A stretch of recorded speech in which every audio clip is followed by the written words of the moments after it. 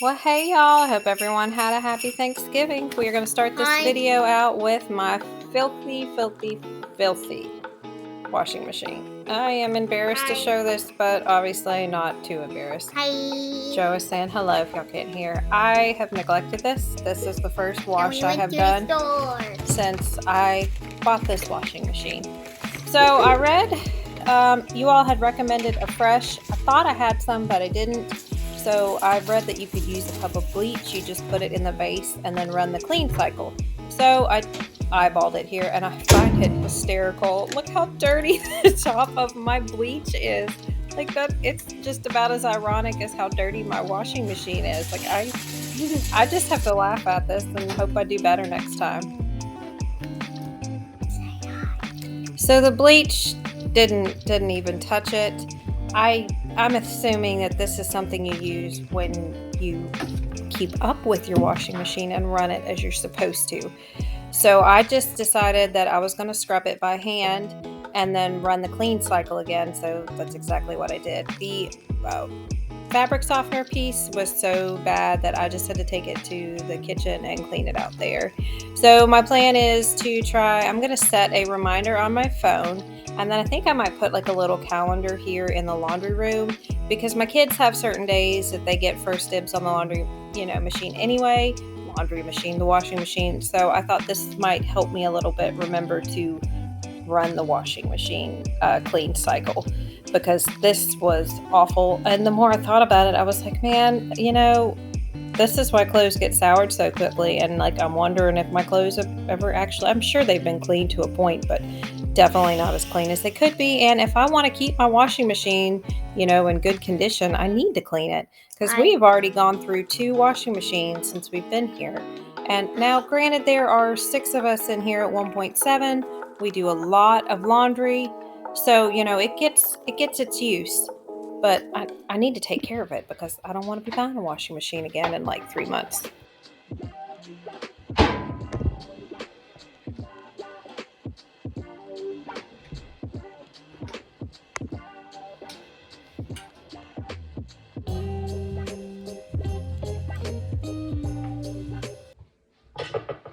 Alright, y'all, pardon the hat, but I am making peppermint bark today. I know that sounds more like a Christmas thing, but my brother-in-law, it's one of his favorite things, so I make it for Thanksgiving as well. It is incredibly easy to make. The only thing is you have to make sure that you buy white chocolate chips that are like real. What was the deal with them? They have to have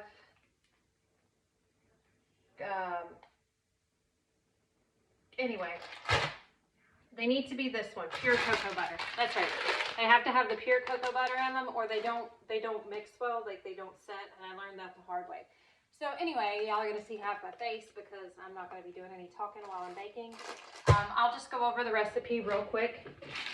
You literally stick this in the microwave and melt it for 30-second increments until it's completely melted. Place your parchment paper over this, and then you pour the chocolate layer down. Then you stick it in the fridge for 15 minutes.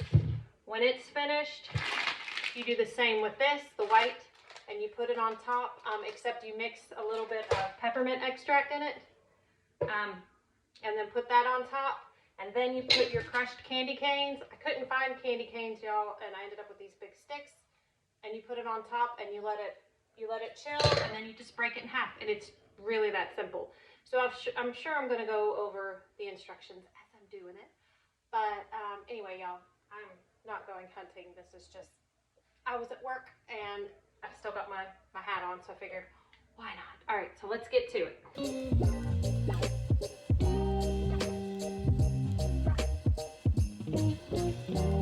So you take a packet of however many ounces, I think it's like 10 or 12, I'm not quite sure, of semi-sweet chocolate and melt it. I've used dark chocolate before and it tastes just as good. I hate peppermint, and I try not to use that word too often, but I really hate peppermint. I hate candy canes. When I was little, my sister stuck a candy cane in my hair, and it was a ridiculous ordeal to get out. So I associate candy cane with hair in my mouth, so that's why I don't like peppermints. I know that's a bit dramatic, but you know. So while I was waiting on the chocolate to melt, I just kind of dropped the candy cane, which is, I think it's fun. Despite the smell, it's really fun. Cracked it, crushed it. You can do however you want. I like to have uneven chunks. Some people will, you know, get it down to the point where it's like sanded. And then this, you know, I like to have chunks. I think it gives it that, you know, pretty Christmas look, because the bark is supposed to be uneven. Like, okay, so here you see the chocolate. It's pretty well melted. I sometimes use go a little bit longer than 30 seconds because I know it takes about a minute, but they say do 30 seconds so it doesn't burn. But anyway, so that's what I did here. And you just kind of, I don't put oil or anything in the parchment. You just do it this way and let it kind of, you know, thin out. I mean, you do have to spread it out quite a bit, and it'll solidify really quickly in the oven. Not in the oven. Don't put this in the oven. It goes in the refrigerator. In the refrigerator, definitely.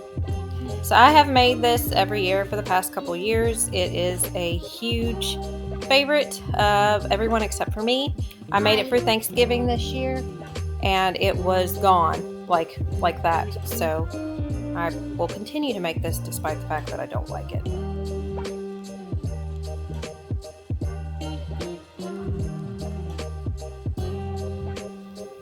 As y'all could see, Joe was like super excited about the candy canes because we had quite a bit left over. So last year I bought these really like expensive white chocolate chip morsels, but they did not have the cocoa butter or the 100% whatever cocoa butter you're supposed to have in it. They were semi-sweet, and you're not supposed to have the semi-sweet ones because it was almost like a fudge or a brownie fudge consistency. And when I mixed the peppermint extract in there, it made it even more crunchier. So I'm sure some of y'all experienced bakers out there, candy makers and all that, can tell me what happened. But it was awful. I ended up going through 3 or 4 different types because I couldn't figure out what was going on. And then when I went to Google the recipe for this video, I found out that that's what I was doing wrong. So you need to make sure that it's got like the pure cocoa butter in it.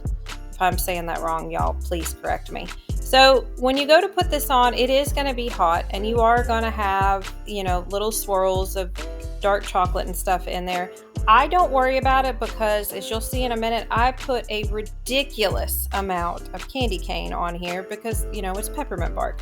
I did put the extract in the white chocolate morsels while it was going into the microwave, so it does get mixed in with it while it's heating up. But like I said, I don't worry about these chocolate swirls in the middle because you'll cover it up with the candy canes. I lightly push it down, as you'll see, so it hardens with it, and you don't have so much like what's the word, like, just it won't fall off of it as easily because you're going to break it here when it's all, you know, good and cold and chilled and whatnot. And like I said before, if you are a perfectionist and you want even pieces, this is probably not the recipe for you because it breaks into big uneven chunks. But like I said, I think that's what makes it such a neat recipe. I love anything that you can make that is like, it looks uneven. Like I've said before, I always joke that, you know, I love making homemade stuff, and I always say if it looks like it's like falling apart or crumbly or whatever, then that just means it tastes good. So, and yeah, of course, you know, I had to taste the white chocolate. So you chill the first layer for 15 minutes, and then you chill this one. I think I chilled it for 15 minutes too. It doesn't take long to make, and then you just kind of, you know, break it into pieces. My husband had to come over here and try it, and he thought it was really good. I broke it here, and then I realized it was much easier to break it with, you cover it with the parchment paper. You know, it's funny, you can make a recipe, you know, 30 times, and you still forget a step. I don't know how many recipes I have that, you know, I've had to go back over. I'll make them like every week, and then I still have to look at the recipe. Y'all, here we are with my weekly Kroger food haul. I spent $141.72. I saved $27.16 in coupons and discounts. My goal was to spend less than $150. So we will start with peanut butter. I noticed I said we're going to start with peanut butter, then I start with something else. I went in without a list, and I had a vague idea. And when I don't have a list, I spend more. So even though I stayed within budget, I need to stick with my list. So I got honey crunchy peanut butter. It was $1.30 each. I had a coupon and I had a discount. Soft white wheat bread and 100% wheat bread, they were each $1.97. The lettuce was $1.79. My daughter likes to have salads for lunch. I don't know how much the pepper jack was. This was a separate order, and I'll do that at the end. These were each marked down to $2.11. These are my favorite salads. I'll eat one today after this, and then probably one tomorrow. The milk was on sale for $1.29. I think it ended up being $1.16 after I was done with the discount. This chicken is the cheapest I found it anywhere. It's $2.49 a pound, and it's boneless, skinless chicken breast. I got these for tonight. We like these real thin steaks, so my husband will cook these up.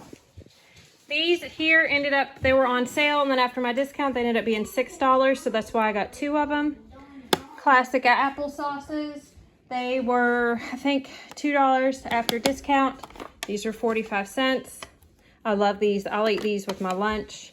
Joe got his Granny Smith. They were $4.50. Bananas were 49 cents a pound. This was on sale for, I think, $1.59. I like that for my breakfast. Now, my kids drink regular milk, but my husband drinks, and when I do drink it, we drink unsweetened almond milk. These were $2.50 each. I don't know how much the corn dogs were, but Joe wanted these for lunch. He also wanted these. These were $9.59. These Dino chicken nuggets. I got this for my daughter and my son. They both like to put the celery with the peanut butter. Joe wanted to try fish sticks, which he likes these, and Michael and Mason like these. Haley can give or take. She does not like fish, but she will eat anything like this. If it's on there, she won't choose to eat it, but she's not upset, I guess. Okay, I got these because we do cheese and crackers a lot. And I think this was $1.79. Same with, these were $2.29. Generic Ritz crackers. Joe got his Unicorn Mermaid yogurts. He wanted to try these. He really likes this brand. I got, y'all know, gotta have my kick of lime. They didn't have the guacamole. These were $1.99 each. Joe picked out his ruffled chips. They were $1.99 each. Joe, you want to show them your dill pickle chips? Jalapeno ranch. Queso. You had to get 5 of them, I think. Dill pickle. All right, and Joe, you want to show them your balloon? They were giving away balloons, so Joe got one. He was really tickled. And it was a pumpkin. Okay, so this was the first part. Now this part, if you guys aren't familiar, what happens is my paycheck goes to a separate account, and it goes towards groceries, even though they're both accessible to me and my husband. It just helps us budget better. So if it's something that we deem as non-essential, which a lot of this stuff, you know, we probably could figure out something else. But regardless, we take it out of our main bank account. So my husband loves these Promax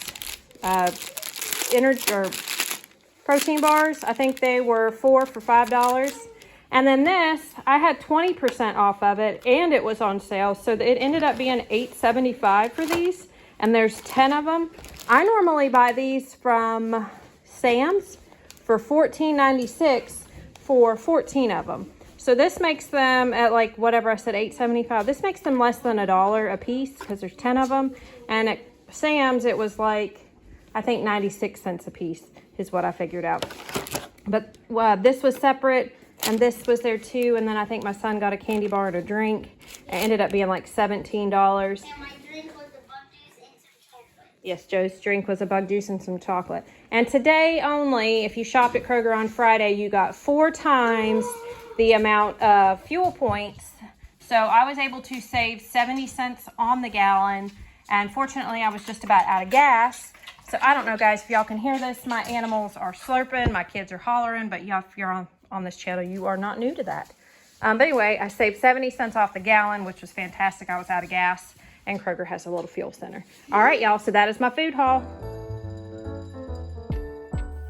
So we had a really wonderful Thanksgiving. It was very quiet. We went to my sister's. She normally has a lot of people over, but this year there weren't as many. And it was really nice. Not that it wasn't last year. Like I said, it was just quiet. And Joe got to stay the night with his cousin Waylon, so he was super, super excited. My son Mason, he went to his dad, so he was not with us. But I had my 3 other kids there, so it was nice.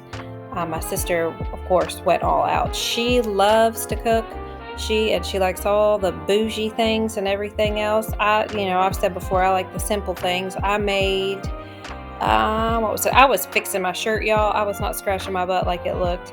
I would hope that I'd be a little more classier than to have that on film. But anyway, so I was talking about, I brought cranberry salad from work, and Michael made deviled eggs. I made the peppermint bark, as y'all saw. I also made bread. I tried to make rolls, and I just cannot get a good roll recipe down. My friend from work gave me one, and I did not follow it as closely as I should have. So I need to work on that more. They just ended up being more like mini pieces of bread, but not like a roll. Like, it needed to be softer and fluffier. I think Sister Schubert rolls are what I'm trying to go for, and I just haven't put enough effort into it.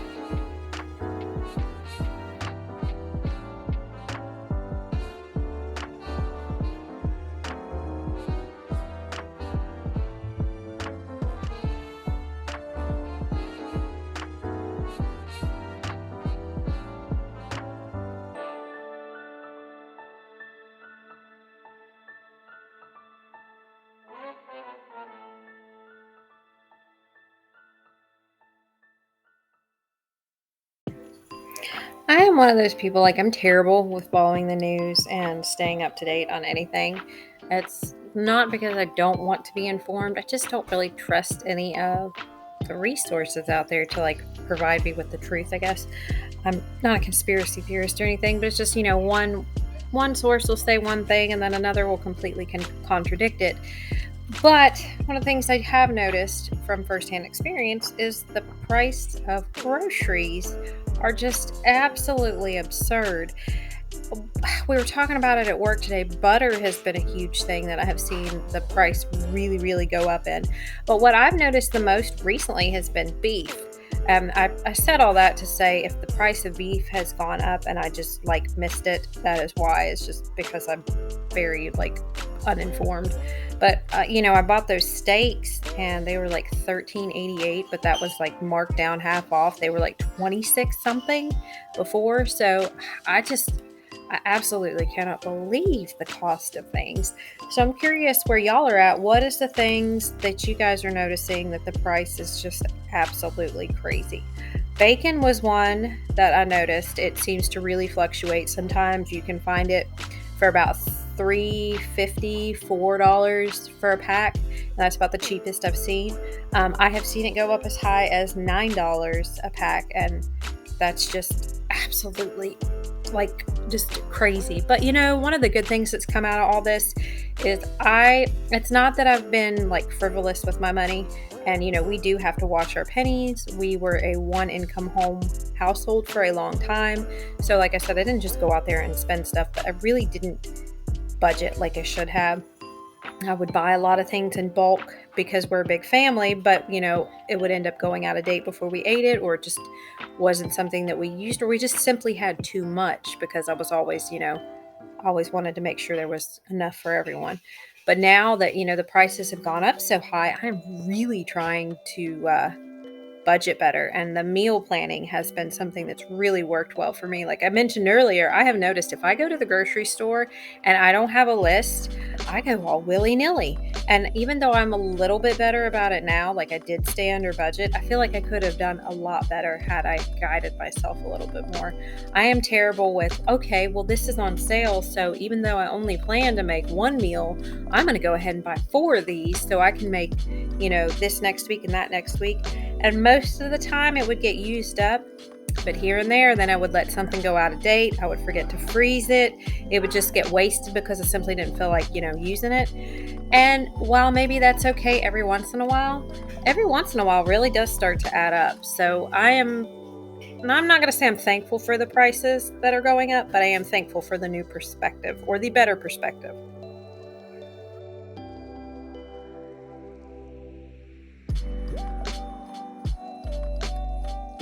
Shoot, these piles of clothes seem like they never end, but that's my own fault for not folding as I go along.